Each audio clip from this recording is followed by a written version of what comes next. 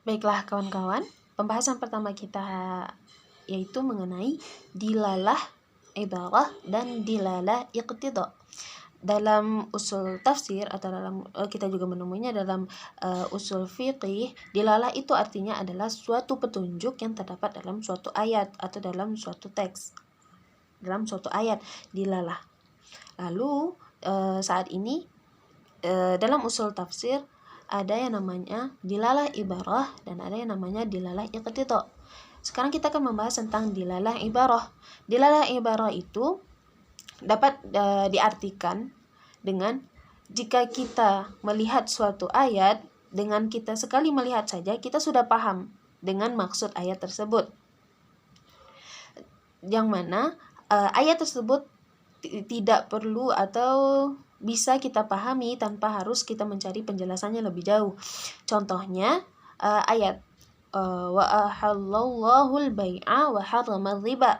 Dari ayat tersebut kita langsung tahu bahwa Allah dalam ayat tersebut terdapat petunjuk bahwa Allah telah menghalalkan jual beli dan mengharamkan riba. Dari ayat tersebut tanpa kita harus mencari lagi di ayat lain atau dari hadis lain, kita dari teks saja kita sudah memahami bahwa jual beli itu halal dan yang haram itu adalah riba. Dalam ayat ini terdapat dua artian. Yang pertama yang sudah dijelaskan. Pengertian selanjutnya adalah bahwa antara jual beli dengan riba itu adalah hal yang berbeda. Yang mana ayat-ayat itu sebagai jawaban atas perkataan dari orang-orang yang mengatakan bahwa jual riba itu sama saja dengan jual beli. Jadi dalam ayat tersebut terdapat dua dilalah ibarah yang dapat kita pahami secara langsung tanpa harus membutuhkan pemahaman yang lebih dalam. Yang kedua adalah dilalah iqtida.